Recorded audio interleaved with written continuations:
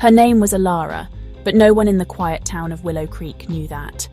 To them, she was just a whisper, a rumour, a shadow that flickered at the edge of their vision. She lived in a crooked old house at the end of a forgotten lane, a place the town's children dared each other to approach but never did. They said the house leaned because it was tired of holding up so many secrets.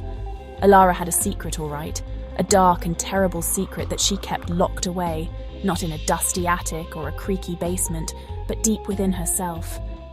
She was a collector, you see, but she didn't collect stamps or coins. She collected something far more precious, something you could never get back. Her collection started small, as most collections do. It began with the things people left behind. A lost button, a single glove, a photograph faded by the sun. But these trinkets were not enough. They held no life, no energy.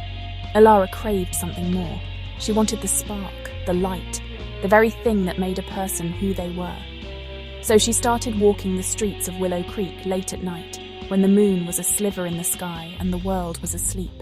She would glide through the quiet neighbourhoods, her feet making no sound on the pavement, her eyes searching for the houses where children dreamed innocent dreams.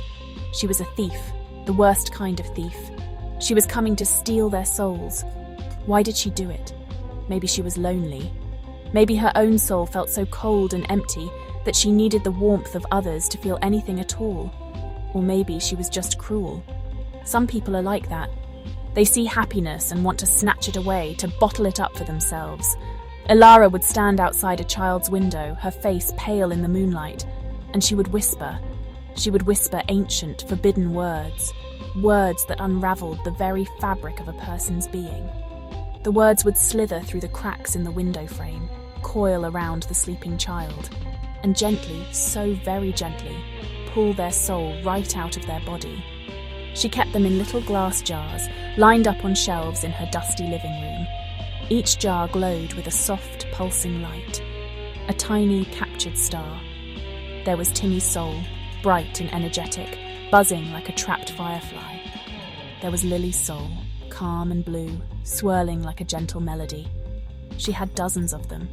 She would spend her days just watching them, talking to them, pretending their light was her own. She called them her little candles, her precious lights against the darkness.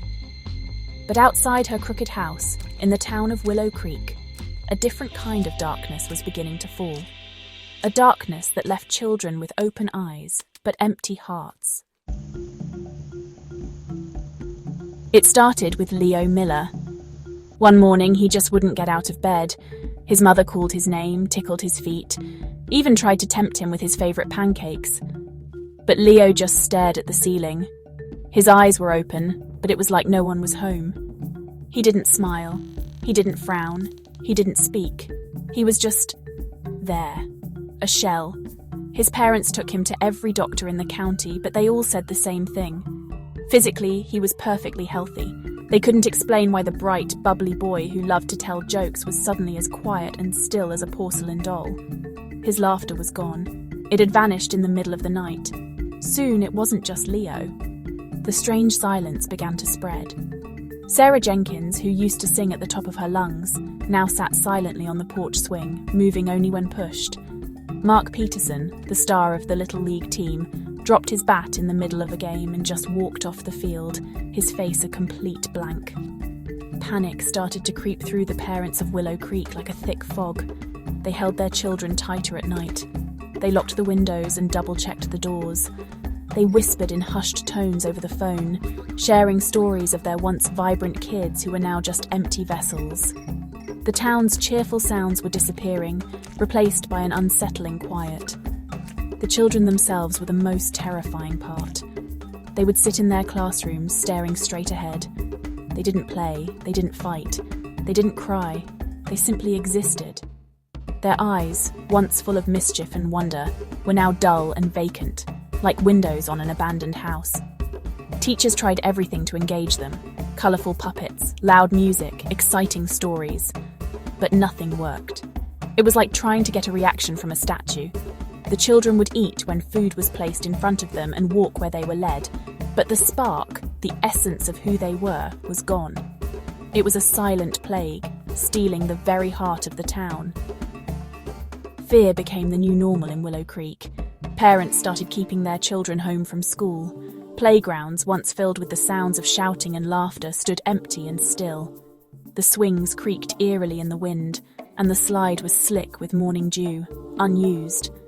The town felt like it was holding its breath, waiting for the next child to fall silent. Who was next? Whose laughter would be stolen tonight?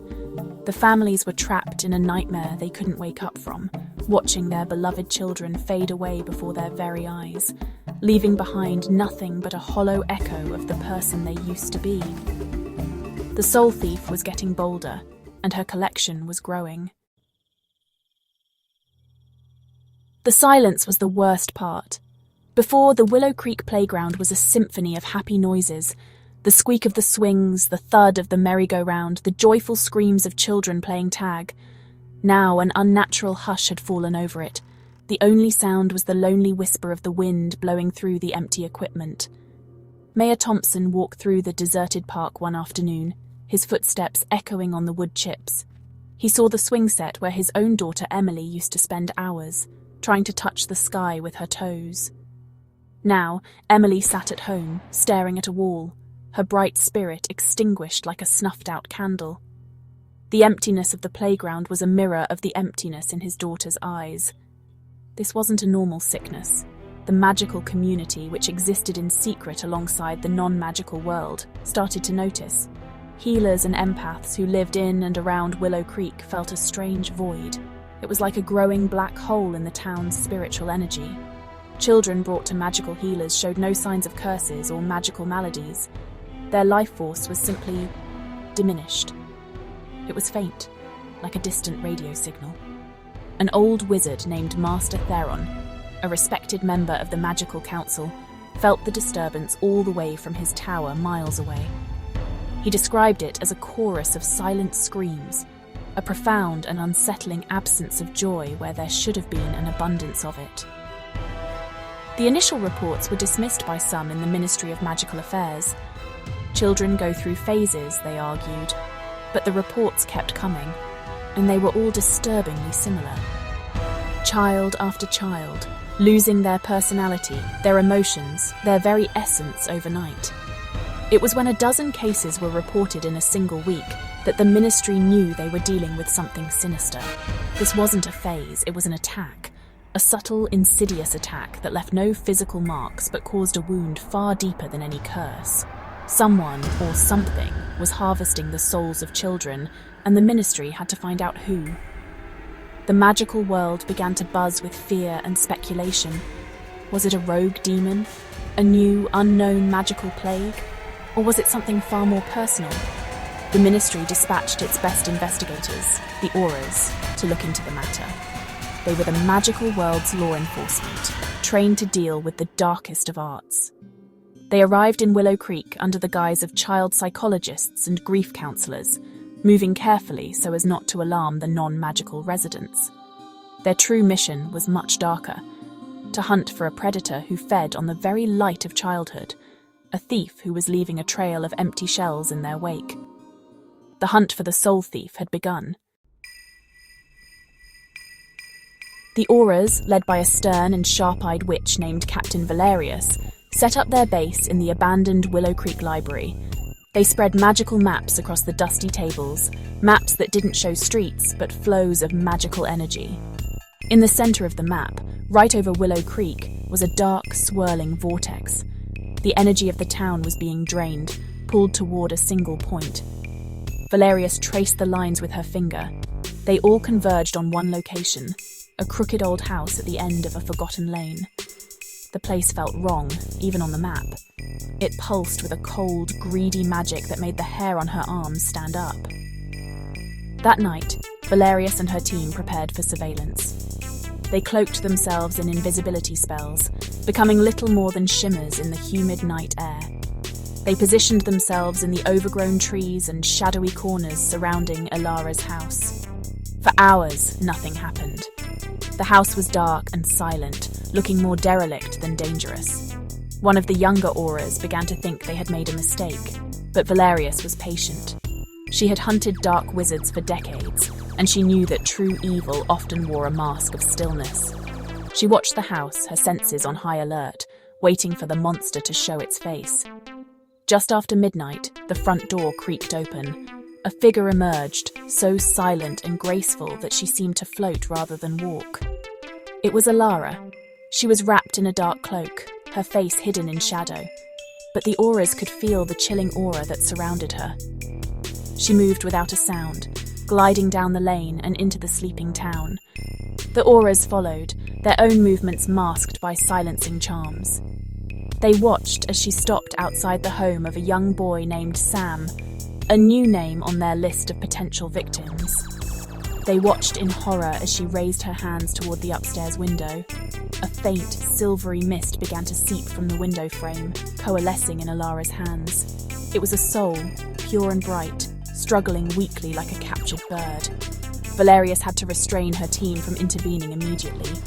They needed to catch her with the evidence, to understand the full extent of her dark magic. They followed her back to her crooked house, their hearts pounding with a mixture of fury and dread.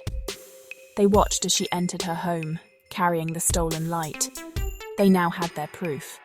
The Whisper in the Dark had a name and a face, and her reign of terror was about to come to a very abrupt end. So, the next morning, the report from Captain Valerius sent shockwaves through the Ministry of Magical Affairs. It was, honestly, worse than anyone had imagined. The culprit wasn't a demon or some mindless beast. It was a witch. A soul thief. This was a crime so heinous, so fundamentally against the laws of magic and nature that it was almost unthinkable. The High Council, well, they convened an emergency session straight away. The evidence was presented. There were magical energy readings, the eyewitness account from the auras, and the faint, lingering signature of soul-siphoning magic left outside the children's homes. The verdict was unanimous. This witch, Alara, had to be stopped. Immediately. Master Theron, the old wizard who had first sensed the disturbance, explained the grim nature of Alara's magic. She wasn't destroying the souls, she was imprisoning them. This was both a tragedy and, in a way, a blessing. It meant the children were not lost forever. Their souls could, in theory, be returned. However, the process was, incredibly delicate. A soul, once removed from its body, is very fragile. If the container holding it was shattered, or if the return spell was performed incorrectly, the soul could dissipate like smoke, lost forever. The stakes were impossibly high. They weren't just fighting to capture a criminal, they were fighting to save the lives of dozens of children. The Ministry's Department of Magical Artifacts and Containment was consulted. They confirmed the existence of soul jars, ancient and forbidden artifacts designed for this very purpose. The magic used to create them was a dark and twisted art, requiring the user to sacrifice a piece of their own humanity with each one they crafted. Alara's house was likely filled with them, each one a glowing prison for a stolen childhood. The thought of it made even the most hardened ministry officials shudder. The house wasn't just a home, it was a mausoleum of living souls, a gallery of stolen light. The plan was carefully formulated. A full-scale assault was just too risky. If Alara felt threatened, she might destroy the jars out of spite, dooming the children forever. They needed a small elite team to infiltrate the house, subdue her, and secure the souls before she could react. Captain Valerius and her most trusted auras were chosen for the task. They were equipped with specialized spells for binding a witch's magic and shields to protect them from soul-draining attacks. As night fell once more over Willow Creek, the team prepared to enter the lion's den. They were walking into the very heart of darkness to bring back the light. The night was heavy and moonless, a perfect cloak for the Aura's mission. Captain Valerius stood with her team of 4 in the shadows across from Alara's leaning house. There was Kale, a master of binding spells, his hands already glowing with faint golden light. There was Lyra, an expert in protective wards and shields, her eyes scanning the house for magical traps. And there were the twins, Finn and Ronan, specialists in silent infiltration and diversionary tactics. They were the best of the best, a small but powerful force ready to face the unknown horrors within that crooked house.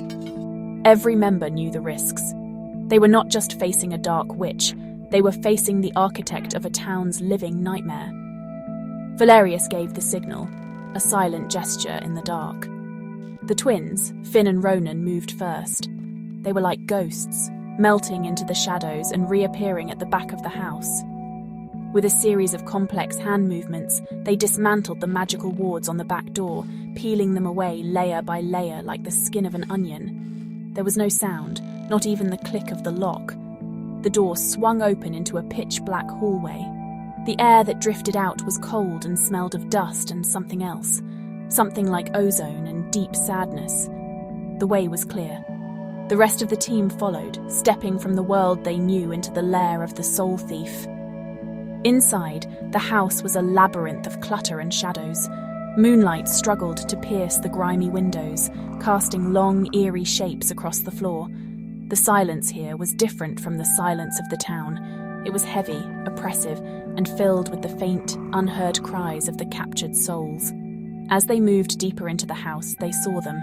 Lining the walls of the main living room were shelves upon shelves of small glass jars, dozens of them. Each jar emitted a soft, pulsing glow, a tiny captured life force swirling within.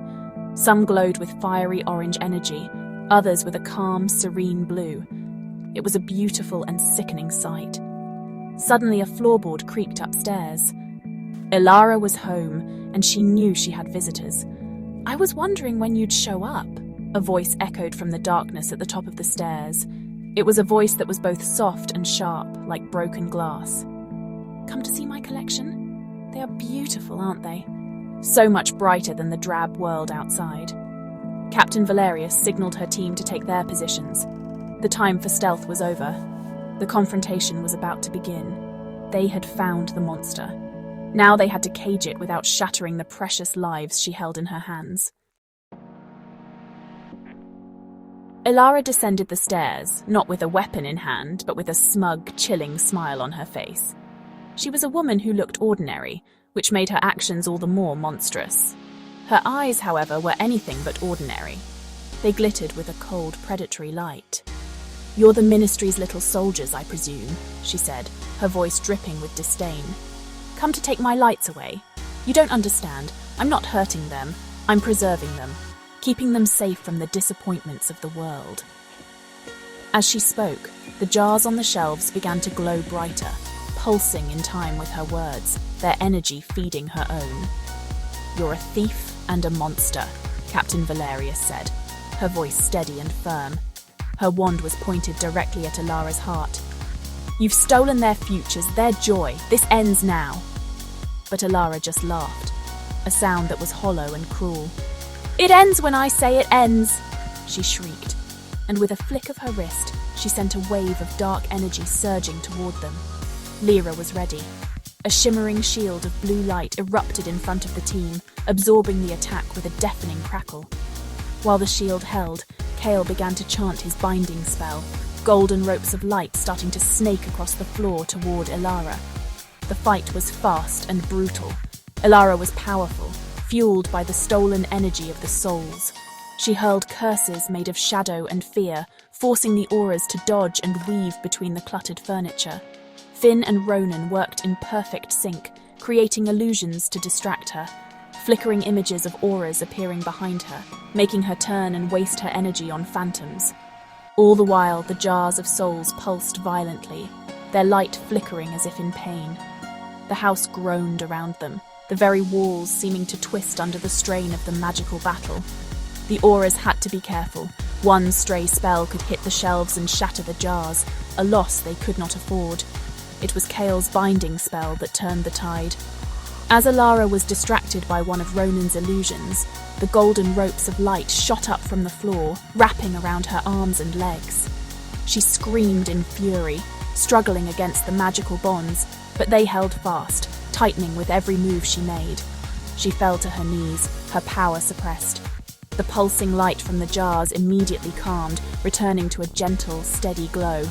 Captain Valerius stepped forward, her wand still aimed at the defeated witch. "It's over, Ilara," she said, her voice cold as steel. "You will never harm another child again." The soul thief had been captured. With Ilara bound and her magic neutralized, the most delicate part of the mission began. Master Theron and a team of magical healers arrived at the house. They looked upon the shelves of glowing jars with a mixture of reverence and sorrow. Each light was a life, a personality, a universe of dreams trapped in glass. The healers worked with immense care, their hands glowing with soft white light. They lifted each jar from the shelf as if it were the most fragile object in the world. They had to work quickly but carefully. The connection between a soul and its body weakens over time, and some of these children had been empty for weeks. The restoration process was a sacred and complex ritual. The healers formed a circle in the center of the room. One by one, a jar was placed in the middle of the circle. Master Theron would then chant an ancient restoration verse, his voice filling the room with warmth and power. The spell was designed to guide the soul, to show it the path back to its body. As he chanted, one of the healers would carefully open the jar. The light within would rise out, hesitate for a moment as if confused, and then shoot out of the house like a tiny comet, streaking across the night sky toward its home. They repeated this process for every single jar, a long and exhausting ceremony that lasted until dawn. Across Willow Creek, miracles were happening. In the Miller house, Leo suddenly sat up in bed and blinked, a spark of confusion and then recognition in his eyes. "Mum," he called out, his voice groggy but real. In the Jenkins home, Sarah began to hum a little tune, her fingers tapping out a rhythm on her blanket. All over town, children were waking up. They had no memory of what happened, feeling only as if they had just woken from a very long, dreamless sleep. The silence was broken by sleepy questions, by yawns, and then by the returning sounds of life. Parents wept with joy, hugging their children, overwhelmed with relief to see the light back in their eyes. By the time the sun rose, the last soul had been returned. The shelves in Ilara's house were now filled with empty, dark glass jars. The cold, oppressive feeling in the house was gone, replaced by a sense of peace. The auras, healers, and Master Theron looked exhausted but triumphant.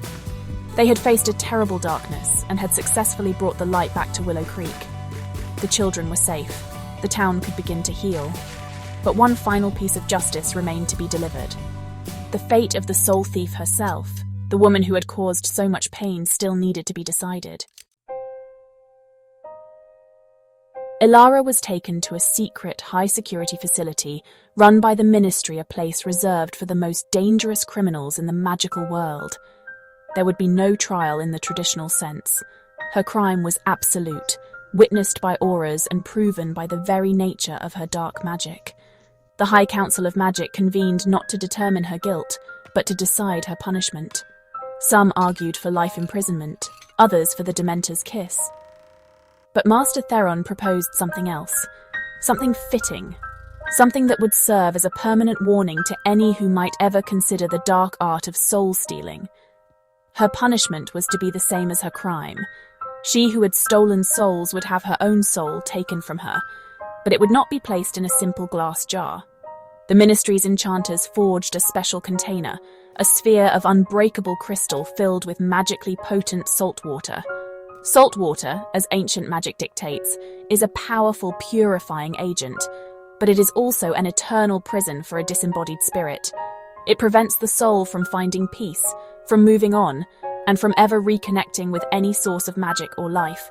It is a sentence of complete and utter isolation, an eternity of conscious nothingness. The procedure was carried out in a sterile white chamber deep beneath the Ministry.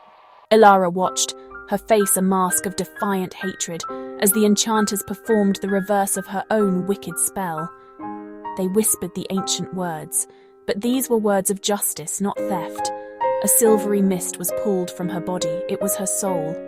But unlike the bright, pure souls of the children, hers was a murky, dark grey, swirling with bitterness and cruelty. The moment it was free, it was drawn into the crystal sphere, where it was submerged in the salt water. The sphere was then sealed, forever. Ilara's body slumped over, empty and vacant, just like the children she had victimized. The crystal sphere containing Ilara's soul now sits on a black obsidian pedestal in the center of the Ministry's Hall of Forbidden Arts. It serves as a grim and eternal warning.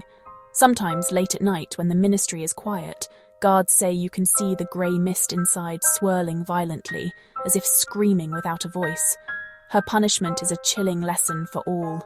To steal a soul is to forfeit your own. To trap another in darkness is to condemn yourself to an eternity of it. And so she remains, a ghost in a jar, a silent testament to the fact that some crimes are so terrible, the only fitting justice is to make sure the monster can never ever come back.